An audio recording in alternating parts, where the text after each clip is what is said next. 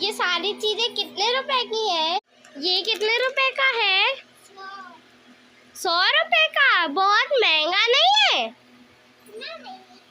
ठीक है। अच्छा, सारी चीजें 100 रुपए की हैं, तो ये वाला बिस्किट दे दो। ये वाला बिस्किट आप ले लो। ये लो पैसे। Okay, can I take this one?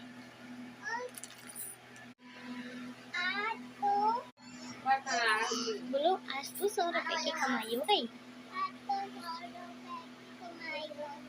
20 रुपए वाला बिस्किट 100 रुपए में बेच दिया, तो चूना लगा दिया।